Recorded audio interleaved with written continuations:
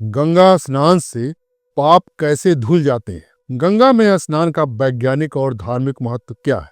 भगवान शिव की जटाओं से निकलने वाली गंगा जब हिमालय से होते हुए तराई क्षेत्रों में आती है तो इनका धार्मिक महत्व और अधिक बढ़ जाता है। इसलिए विभिन्न धार्मिक अनुष्ठानों में गंगा जल का प्रयोग निश्चित रूप से किया जाता है। मान्यता है कि जो लोग गंगा में स्नान करते हैं उन्हें सभी पापों से मुक्ति मिल जाती और मृत्यु के उपरांत मोक्ष की प्राप्ति होती है।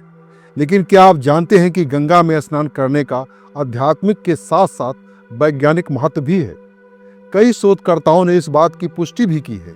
आइए जानते हैं क्या है गंगा में स्नान का आध्यात्मिक वैज्ञानिक महत्व और मां गंगा के जन्म की पौराणिक कथा।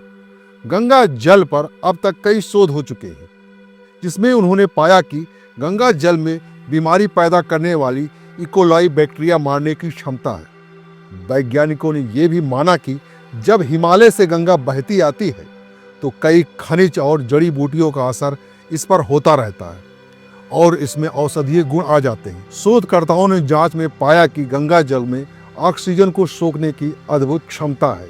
इसीलिए गंगा के पानी में प्रचुर मात्रा में सल्फर होता है जिससे पानी लंबे समय तक खराब नहीं होता। गंगा स्नान और गंगा जल पीने के पीछे भी वैज्ञानिकों ने कई परीक्षण किए हैं जिसमें उन्होंने पाया कि गंगा जल पीने से हैजा, प्लेग या मलेरिया जैसे रोग के खतरनाक कीटाणु नष्ट हो जाते हैं। मां गंगा को मोक्षदायिनी के रूप में जाना जाता है। ऐसा इसलिए क्योंकि पौराणिक काल से यह मान्यता है कि गंगा में स्नान करने से सभी पापों का नाश हो जाता है और अनंत पुण्य की प्राप्ति होती है। विशेष दिन जैसे अमावस्या, पूर्णिमा तिथि के दिन गंगा जल में स्नान करने से साधक को देवी देवताओं का आशीर्वाद प्राप्त होता है। इसके साथ गंगा तट के किनारे श्राद्ध या तर्पण आदि करने से और पूर्वजों का आशीर्वाद मिलता है। वेद एवं पुराणों में मां गंगा के जन्म से जुड़ी हुई कई कथाएं प्रचलित है।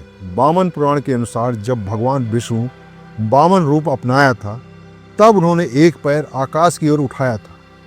तब ब्रह्मा जी ने भगवान विष्णु के चरण धोकर जल को एक कमंडल में भर लिया था। इस जल के तेज से गंगा का जन्म हुआ था। इसके बाद ब्रह्मा जी ने गंगा को पर्वतराज हिमालय को सौंप दिया और ऐसे देवी पार्वती और मां गंगा बहन हुई। शिव पुराण की एक कथा के अनुसार गंगा भी मां पार्वती की भांति भगवान शिव को पति के रूप में पाना चाहती थी।